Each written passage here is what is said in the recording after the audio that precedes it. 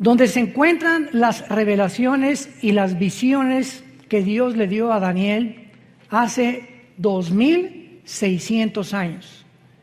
Y encontramos aquí las profecías de todos los imperios que iban a surgir en el futuro, que es donde nos encontramos ya ahorita.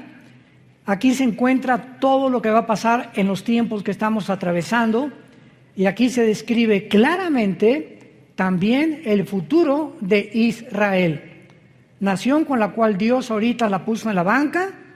Ahorita la iglesia se ha levantado, dice Romanos 11, hemos sido injertados en el olivo natural que es Israel. Nosotros somos el olivo silvestre, y ahorita ya no hay judíos, ya no hay palestinos, ya no hay musulmanes, ya no hay mexicanos, ya no hay españoles. Ahora todos aquellos que abracen la cruz y acepten a Jesucristo como su Salvador son y forman parte de la familia de Dios. Entonces, de verdad, somos una familia internacional. Y las personas que se reúnen en los edificios, que muchos le llaman el templo de Dios de una forma equivocada. Vamos al templo de Dios el domingo, por el amor de Dios, lee la Biblia. Dios ya no habita en templos humanos. Ya los edificios no son la iglesia somos nosotros. Donde 2 o 3 nos reunamos, ahí está la iglesia de Jesucristo. En esta serie he tratado de demostrar en estas pasadas 2 conferencias de que todas las profecías del Antiguo Testamento, principalmente en Daniel, repito, porque en Daniel encontramos continuamente al ángel diciéndole a Daniel: Daniel, esta visión es para el tiempo del fin, esta profecía es para los últimos tiempos. Y cuando oímos que diga los últimos tiempos o los tiempos del fin, no se refiere a los últimos tiempos de nosotros. Esto es muy importante. Una cosa son los últimos tiempos de Israel y otra cosa son los últimos tiempos de la iglesia. Cuando encontramos en el Antiguo Testamento, en los postreros días, en los tiempos finales, en los últimos tiempos, séllalo hasta el tiempo del fin, se refiere al tiempo de la gran tribulación. Porque hasta la gran tribulación, cuando termine Dios de tratar, purgar, emblanquecer, purificar a los israelitas, es cuando entonces nosotros ya nos fuimos 7 años en el arrebatamiento. Jesús ya en cualquier momento viene por nosotros, antes de que este mundo que se encuentra en el abismo, el mundo actual se encuentra en el abismo, en la orillita. Hemos llegado al final a la total depravación, degeneración, confusión a la que el ser humano hubiera podido llegar después de que en el siglo XX y la tecnología y llegamos a la Luna y en Marte y la biometría y las comunicaciones internacionales y las redes sociales, y lo único que hemos hecho hasta ahorita es el ridículo. Nunca la confusión política había sido tan grande como ahora. Nunca con la tecnología que hemos alcanzado y con los descubrimientos científicos que se han hecho desde 1954, que se descubre la molécula del ADN por los doctores Crick y Watson norteamericanos, nunca, jamás habíamos llegado a tanta confusión científica. Ahora ya está cayendo, derribándose la famosa teoría de la evolución. Ya lo que descubrieron en Israel hace 1 o 2 semanas hizo polvo la evolución. El descubrimiento del ADN hizo polvo la evolución. El descubrimiento de la física, la primera y la segunda ley de termodinámicas, hizo polvo la evolución. Una mentira que nos enseñaron durante más de un siglo. Y que se seguía y se sigue todavía enseñando en muchas universidades, que venimos de Chita, que somos el producto accidental de una evolución y que venimos de los animales, cuando la ciencia, la física, la biología, etcétera, etcétera, contradicen científicamente. Vamos a hacer a un lado la Biblia. La misma ciencia contradice que es imposible la evolución cuando descubrieron el ADN. Sin embargo, esto nos enseña que cuando una mentira se repite 100 años, se acaba aceptando como una verdad. Dice el profeta Isaías, detuvieron la verdad.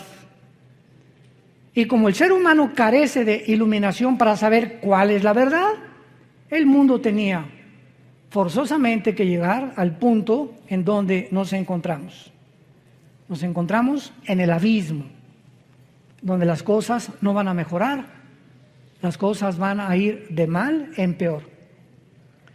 En el libro de Daniel, capítulo 12, encontramos la introducción que dice, en aquel tiempo se levantará Miguel. Daniel 12, versículo 1, el gran príncipe que está de parte de los hijos de tu pueblo, será tiempo de angustia, cual nunca fue desde que hubo gente hasta entonces.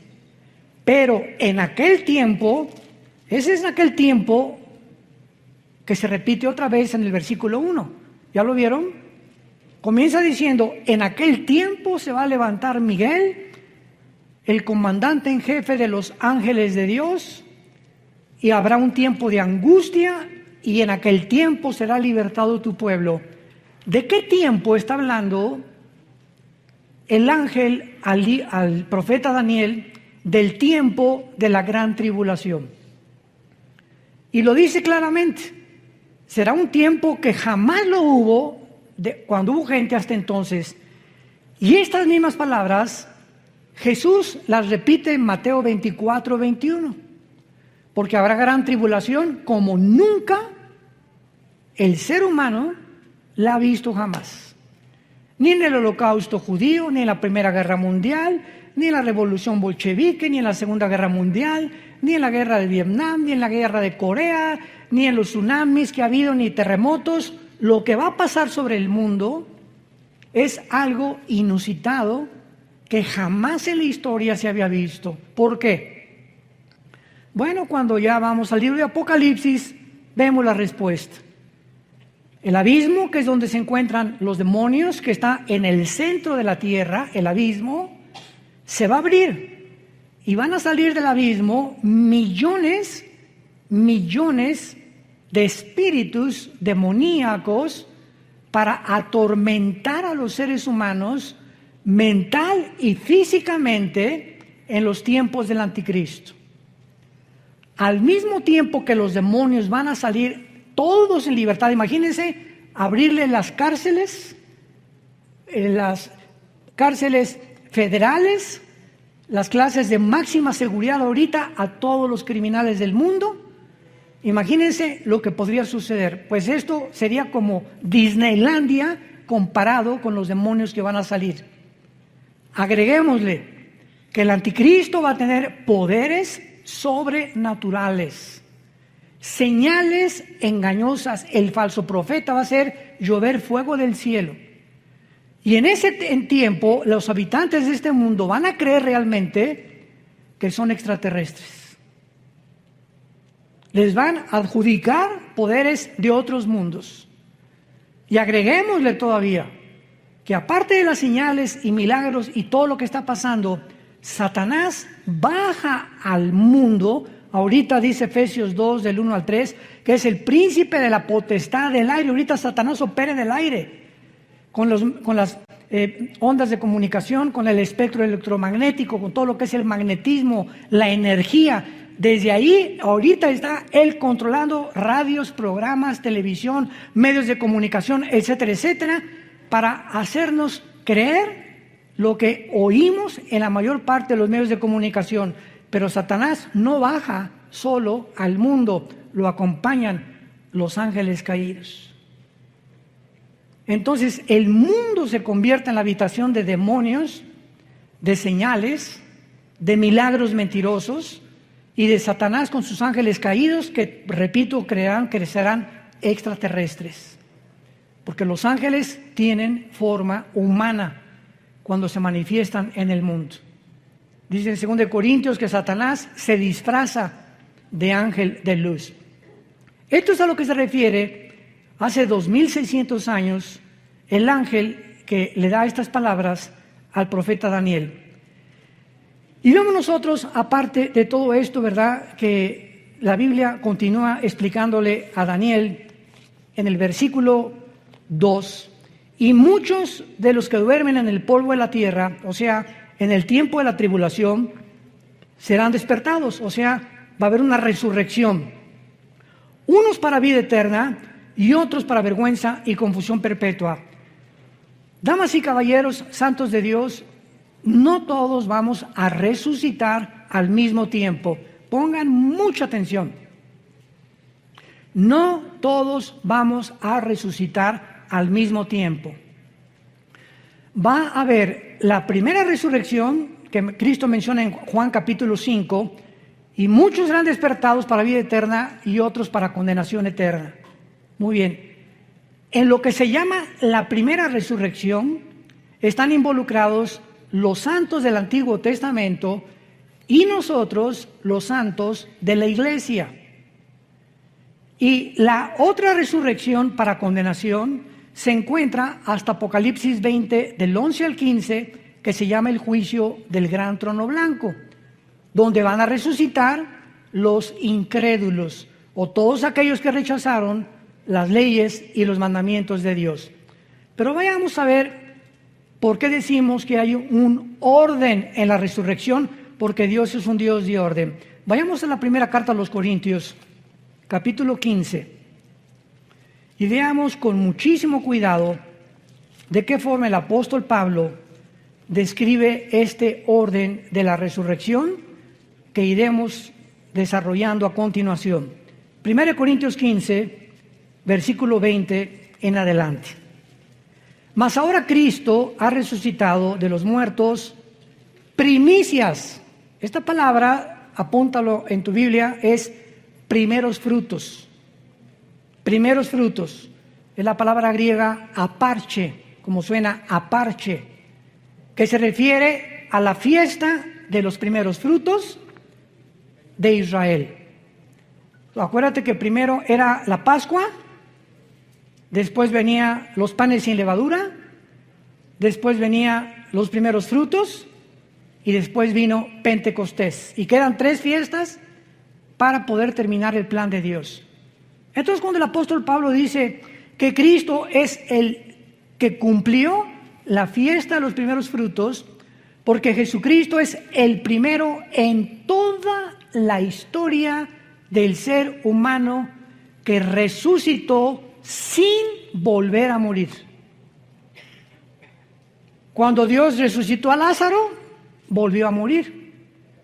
Cuando resucitó a Tabita, volvió a morir. Todos los casos de resurrección que encontramos en la Biblia volvieron a morir. Pero Cristo es el primero, por eso se le llama en Colosenses el primogénito de los muertos. Es el primero en su género, que lo significa primogénito, primo de genes, de su generación que seguimos nosotros, que resucitó. Muy bien. Versículo 21. Porque por cuanto la muerte entró por un hombre, también por un hombre la resurrección de los muertos. Porque así como en Adán todos mueren, también en Cristo serán todos vivificados. Versículo 23, lean con mucho cuidado. Pero cada uno en su debido orden. Y esta palabra tagma, que en el griego es orden, significa un orden de soldado raso, cabo, teniente, coronel, nos habla de que cuando hay un orden, hay, ¿verdad? Primero después el segundo, el tercero, el cuarto y el quinto. Entonces, la resurrección de los muertos va a seguir un orden establecido por Dios. Cada uno en su debido orden. Cristo en las primicias fue el primero. ¿Ya lo vieron? Luego, ¿quiénes siguen? Los que son de Cristo. Los santos del Antiguo Testamento no están incluidos en nuestra resurrección. Los que somos de Cristo somos los que fuimos bautizados con el Espíritu Santo en el momento de nuestra conversión. En el momento que recibes a Cristo, eres regenerado, eres nacido de nuevo, eres colocado en el cuerpo de Cristo. 1 Corintios 12:13, a todos se nos dio a vivir, a experimentar el mismo Espíritu y el mismo bautismo, y en ese momento la iglesia es un cuerpo y la cabeza es Jesucristo. Y en la iglesia unos son una oreja, otros son mano, 1 Corintios 12, otros son las piernas, otros son los dedos, etcétera, etcétera. La iglesia tiene una manifestación de dones y de talentos de acuerdo a la soberanía de Dios. Y en la iglesia hay apóstoles, ¿verdad? Hubo profetas, pastores, maestros, etcétera, etcétera. Hay diferentes ministerios que reparte Dios, diferentes dones, etcétera, etcétera. Pero todos los que desde Pentecostés hasta nuestros días, cuando venga el rapto, vamos a resucitar. Te repito, de Pentecostés hasta nuestros días, cuando venga el rapto, la iglesia es la primera en resucitar. Vamos también, antes de regresar a Corintios, a ver en Primera de Tesalonicenses esta verdad. Capítulo 4. Primera de Tesalonicenses, capítulo 4. Y dice así, versículo 13. Tampoco queremos, hermanos, que ignoren acerca de los que duermen, o sea, de los que han muerto, para que no se entristezcan como los otros que no tienen esperanza. Pero si creemos que Jesús murió y resucitó, así también traerá con Jesús ¿a quiénes? A los que durmieron en Él, que somos la iglesia. Los santos del Antiguo Testamento no forman parte del cuerpo de Cristo. Y esto ya le explica Pablo en Efesios capítulo 2, que tanto los judíos con el Antiguo Testamento ahora y griegos, ahora no hay judíos, ahorita no hay un pueblo de Dios Israel, ahorita somos todas las personas de todas las naciones que formamos parte, y que cuando recibes a Cristo te conviertes, nos convertimos en hijos de Abraham. Entonces puede venir ahorita un judío y decirme, yo desciendo de Abraham, y le contesto étnica y terrenalmente y genéticamente, porque eres judío, desciendes de Abraham, claro, fueron lo que los fariseos le dijeron a Cristo, somos hijos de Abraham. Pero la verdadera descendencia de Abraham son los que tenemos la semilla. Y todo esto lo explica Gálatas capítulo 3. Cristo es la semilla prometida a Isaac. En Isaac te será llamada descendencia o la esperma. De Isaac vendrá después Jacob, Judá, Salomón, David, y ahí viene toda la descendencia. Y cuando recibes a Cristo, esa semilla, esa promesa que Dios le hizo a Abraham era espiritual. Entonces dice la Biblia, ahora los que somos de la fe, somos de Abraham. Y dice Romanos capítulo 2, no todos los que descienden de Israel son judíos, porque no es la circuncisión de la carne, sino la circuncisión del corazón.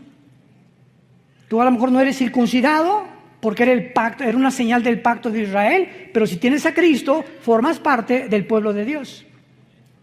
Y a lo mejor si eres circuncidado y eres judío, aunque estés circuncidado, no eres parte del pueblo de Dios, porque no tienes a Yeshua Mashiach, a Jesús el Mesías, en tu corazón. ¿Me van siguiendo? Esto es importantísimo.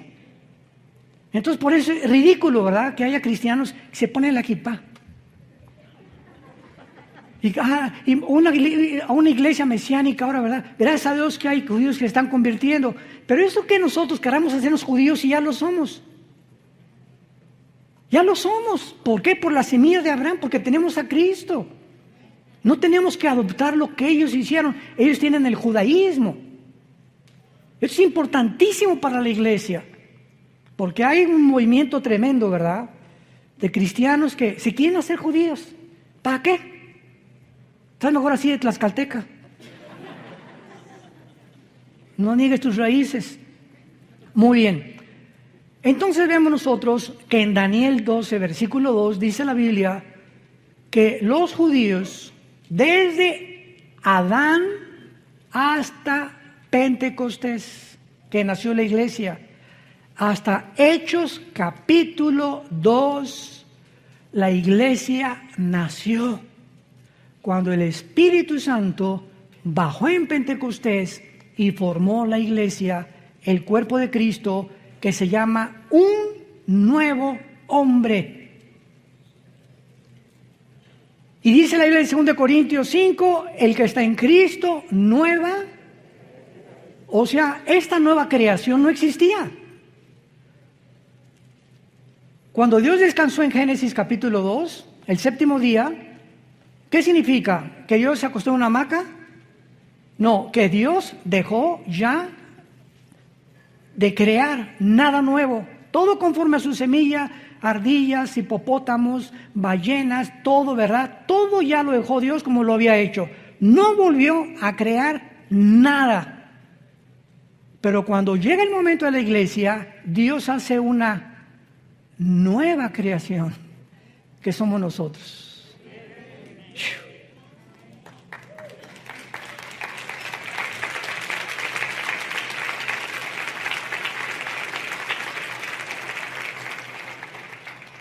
¿Viste, hermano, por qué no guarda el sábado? ¿De qué estás hablando? ¿Por qué no guardan el sábado? ¿De veras? ¿Tú nada más guardas el sábado? Yo el sábado, domingo, lunes, martes, miércoles, jueves, viernes. Yo guardo 7 días a la semana. Porque el sábado fue dado a Israel. Ahora en la iglesia se nos da el primer día, que es el domingo. El primer día de la semana Cristo resucitó. El primer día de la semana vino el Espíritu Santo y los apóstoles comenzaron a reunirse ya no el sábado, sino el domingo, para que viéramos la diferencia de las dos entidades. Una es Israel, otra es la iglesia. No las confundamos. Ahora, Israel era la esposa de Dios y se divorció. Dios está divorciado ahorita de Israel. Nosotros somos la novia de su Hijo. 2 Corintios 11, del 1 al 3. Desposados como una virgen pura. Alguien me preguntó, ¿qué acaso tiene Dios 2 esposas? Le dije, por favor, entiende la Biblia. Dios ha hecho a un lado a Israel y va a regresar. Romanos 9, 10 y 11, va a regresar en la tribulación a purificarlos, purgarlos. Y los que crean en la tribulación en Jesús pasarán al milenio junto con la iglesia nosotros. Pero ahorita Dios está divorciado. ¿Dónde dice eso? Vayamos al libro de Isaías.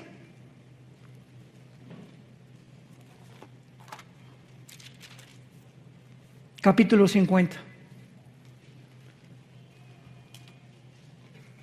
Isaías 51.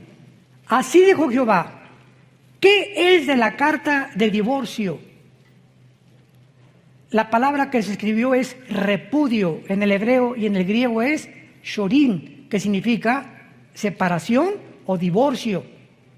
Está preguntando Dios, ¿qué es de la carta de divorcio de vuestra madre, de la cual yo la repudié? La madre es Israel, de los judíos. ¿O quiénes son mis acreedores a quienes yo he vendido? He aquí que vuestras maldades son vendidos y por vuestras rebeliones fue repudiada vuestra madre, que es Israel. Compáralo con Jeremías, capítulo 3, antes de que me llames hereje. Versículo 8. Jeremías 3, 8. Ella, está hablando de Israel, vio que por haber fornicado la rebelde Israel, yo la había despedido y dado carta de divorcio. Dios le está explicando tanto a Jeremías como a Israel, yo estoy divorciado de Israel. Pero no tuvo temor la rebelde Judá, su hermana, sino que también fue ella y fornicó. ¿Por qué Dios se divorció de Israel? La fornicación que Israel cometió era venderse a las naciones. Espiritualmente, en el Antiguo Testamento, la fornicación es un símbolo de unirte al mundo. Y en Santiago capítulo 4 en el Nuevo Testamento dice, oh almas adúlteras. Cuando un cristiano se va al mundo, has cometido fornicación. ¿Por qué? Porque estás traicionando los votos de lealtad y devoción que le tenemos a Jesús. Si tu esposa se va con otro hombre, es adulterio.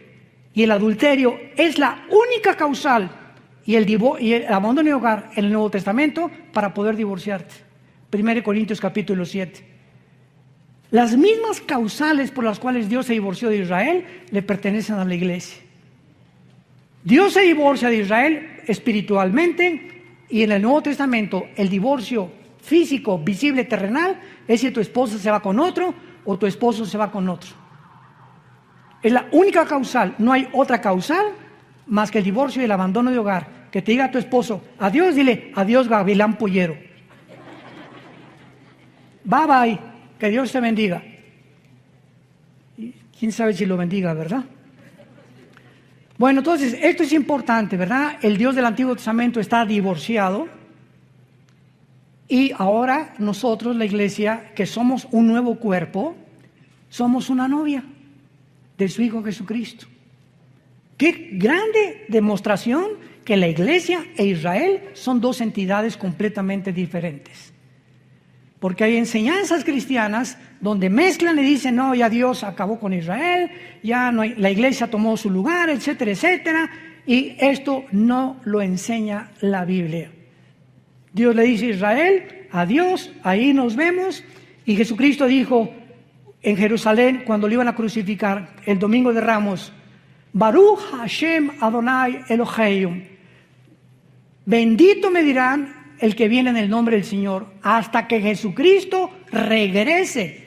Y los judíos, después de la tribulación, Apocalipsis 1:8, mirarán al que traspasaron, Romanos 11, 25 y 26, Israel será salvado. Hasta ese momento, la esposa que era antes de Dios, se volverá a unir a su marido.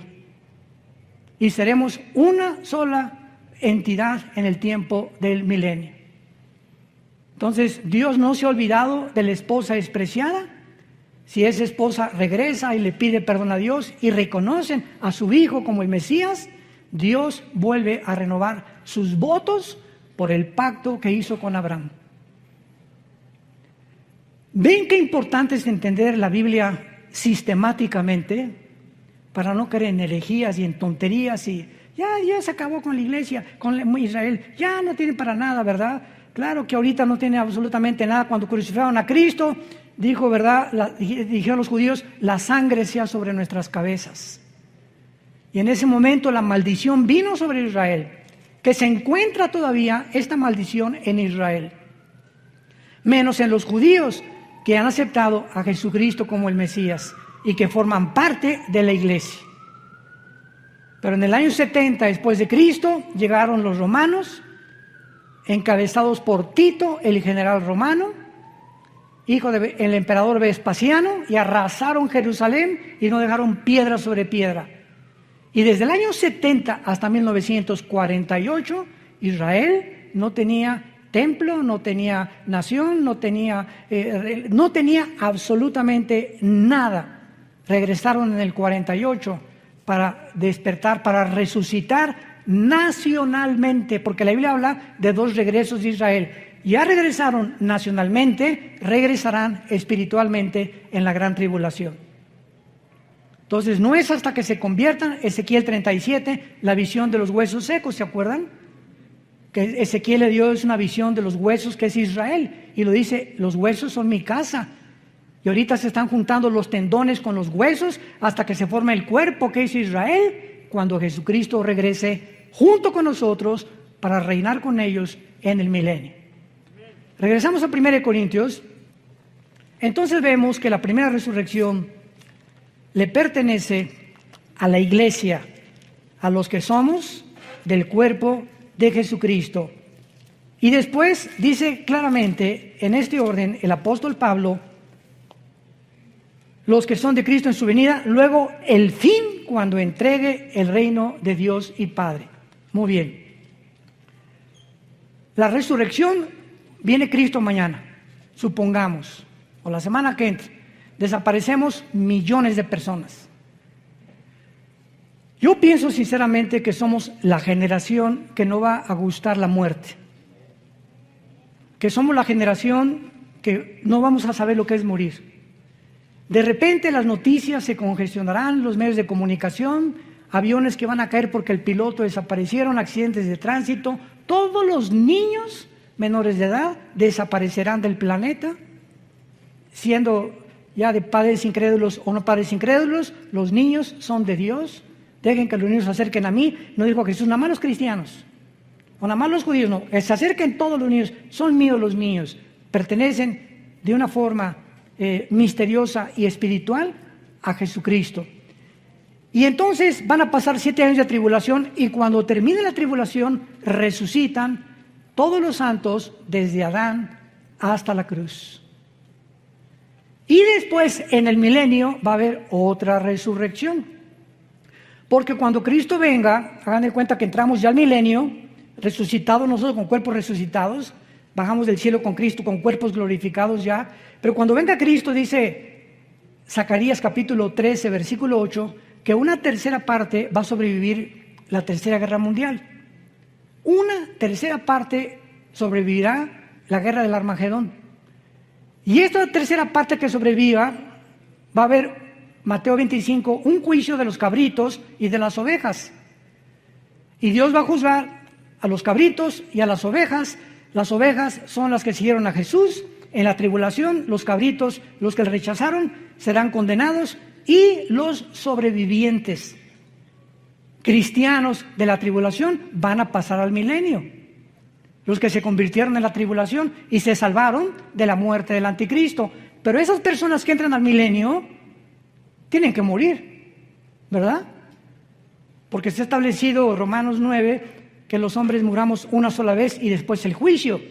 Entonces, ¿cómo van a entrar a la eternidad estas personas que pasaron de la tribulación vivos al milenio si no han resucitado? Entonces, la mayor parte de estos que van a entrar se van a rebelar contra Cristo, Apocalipsis 20, del 10 en adelante, y Satanás será sacado del abismo y encabezarán la última guerra, Gog y Magog, que es diferente de la Ezequiel 38-39, para pelear contra Cristo.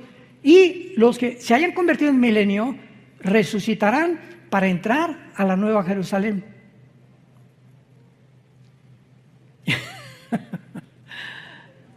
Qué maravillosa es la Biblia, ¿verdad? ¿No se han empachado? Le pido a Dios que me dé sabiduría y paciencia. A veces hablo muy rápido, pero quiero irme así lo más despacio posible para alumbrar sus ojos a través de la Biblia. Y que ustedes puedan ver la luz así. Yo sé que a muchos les está entrando ahorita la luz. Y ese es el anhelo del Espíritu Santo. Muy bien, entonces después de nosotros viene la resurrección de los mártires que en la tribulación van a resucitar, que pertenecen a la primera resurrección de los santos. Vamos a ver, la primera resurrección es el rapto, los santos del Antiguo Testamento y los que mueran como mártires en la tribulación. Vayamos a Apocalipsis 7 y veamos los millones de personas que en la tribulación se van a convertir, y el apóstol Juan los ve en el cielo resucitados. Apocalipsis 7, versículo 9. Escribe el apóstol Juan: después de esto miré, y he aquí una gran multitud, la cual nadie podía contar, de todas naciones y tribus y pueblos y lenguas, que estaban delante del trono en la presencia del Cordero, vestidos con ropas blancas y con palmas en las manos. Las ropas blancas nos hablan de que ya estaban resucitados. Y clamaban a gran voz diciendo: la salvación, etcétera, etcétera. Versículo 13. Entonces uno de los ancianos habló diciéndome: estos que están vestidos de ropas blancas, ¿quiénes son? ¿Y de dónde han venido? Yo le dije: Señor, tú lo sabes. Y él me dijo, estos son los que han salido de la gran tribulación y han lavado sus ropas y las han emblanquecido en la sangre del Cordero. Aquí encontramos posiblemente a los 144,000 y a todos aquellos que en la tribulación van a morir como mártires. Aquí ya llevamos que nosotros fuimos primeros, ellos serán segundos y en tercer lugar, vamos a Apocalipsis 11, están incluidos los 2 testigos al final de la tribulación. Dice Apocalipsis 11, versículo 7, cuando hayan acabado su testimonio, está hablando de los 2 testigos, la bestia que sube del abismo hará guerra contra ellos y los vencerá y los matará, y sus cadáveres estarán en la plaza de la grande ciudad, que en sentido espiritual se llama Sodoma y Egipto, donde nuestro Señor fue crucificado. De una forma inequívoca es Jerusalén, donde los 2 testigos serán asesinados por el anticristo. Y vean ustedes las palabras con las que el Espíritu Santo califica a Israel.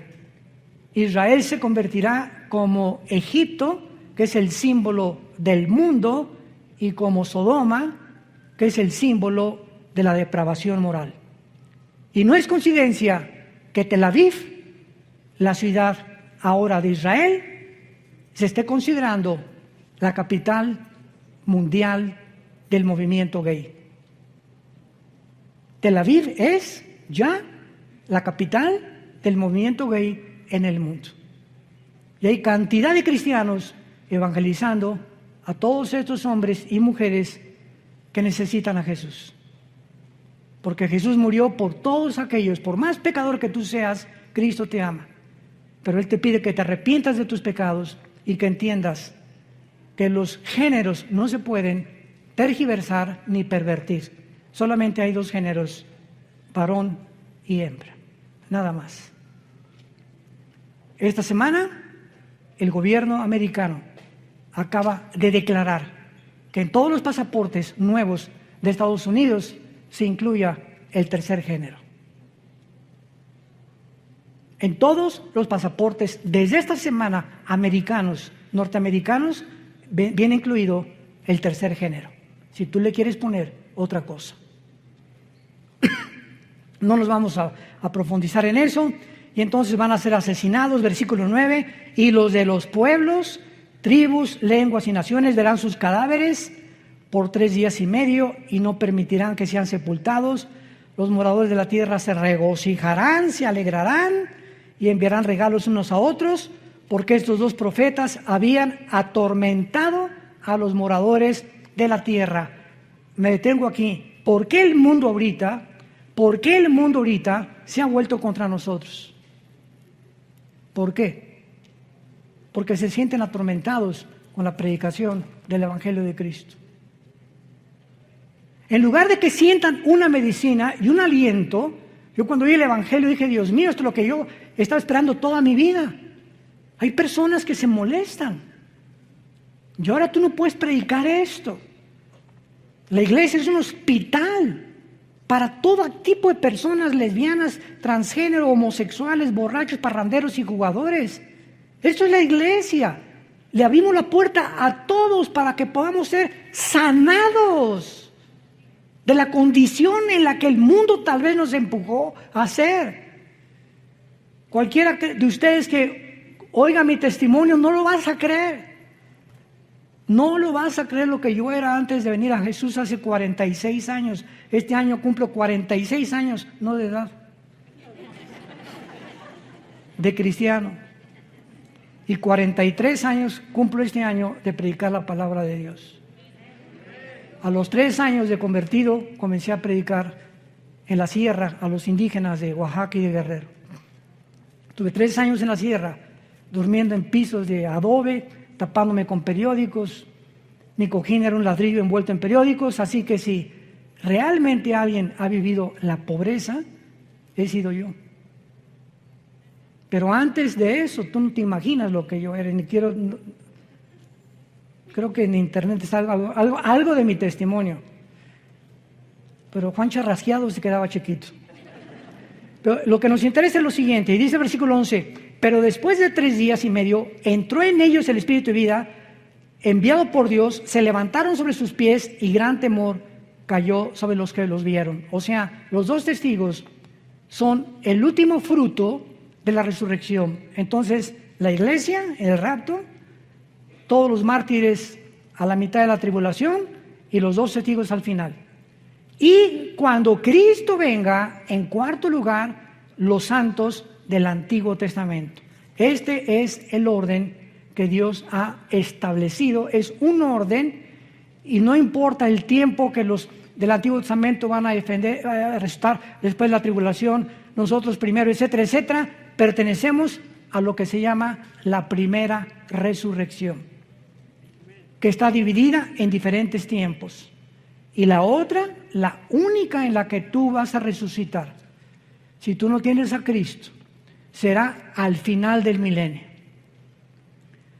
Apocalipsis 20 del 11 al 15 se llama el juicio del gran trono blanco. Dios va a abrir los libros, uno, el libro de la vida, el libro del Cordero, etcétera, etcétera, y el que no se halló inscrito será lanzado al lago de fuego, que es la muerte segunda. Ahí Dios, enfrente de los ángeles, nosotros como la iglesia, dice 1 Corintios 6, del 2 al 3, que seremos el jurado, nosotros, la iglesia, seremos el gran jurado. Dios te demostrará que Él te amó, que dio su vida por ti en una cruz, que en esta mañana te está hablando para que te arrepientas y vengas a la cruz. Y si tú continúas rechazando eso, Dios no te puede forzar. Te puedes burlar ahorita, mascar tu chicle, decir no lo creo, puedes hacer lo que quieras, pero estas palabras son fieles y verdaderas, porque son la palabra de Dios. Y Dios te da la oportunidad en este momento que vengas a la cruz, que le entregues tu vida, que te arrepientas de tus pecados y que conozcas lo que es verdaderamente ser libre, espiritual, mental y físicamente. Oremos. Gracias, Señor, por tu palabra en esta mañana. Gracias, Señor, por habernos dejado del camino, porque tu palabra dice, no hay en ellas nada perverso, en ellas, todas ellas son rectas al que entiende y razonables a los que han alcanzado la sabiduría. La ley de Jehová, los mandamientos que Dios nos da, son perfectos, porque convierten el alma. El testimonio de Jehová es fiel, hace sabio al sencillo. El temor de Jehová permanece para siempre. Todo lo que Dios nos dice es deseable, más que el oro y más que el oro afinado, y dulce más que la miel que destila el panal. Te damos gracias, Señor Jesús, por haber dado tu vida en esa cruz, por haberte levantado de los muertos para decirnos que nosotros seguimos detrás de ti. Animarnos que esta vida es temporal, seremos librados de la corrupción de esclavitud a la libertad gloriosa de los hijos de Dios. Y en esta mañana, tú que me escuchas, invita a Cristo a tu corazón. Arrepiéntete de tu vida. Tú eres pecador, dice la Biblia, y la paga del pecado es la muerte.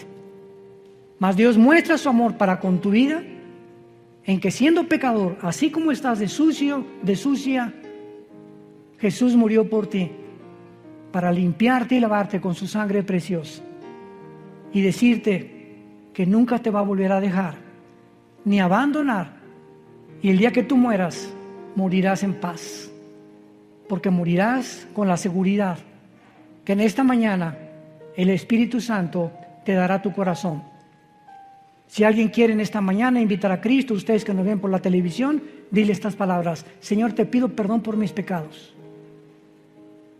Creo que en esa cruz pagaste con tu sangre por ellos. Y creo que a los 3 días tu Padre te levantó de los muertos.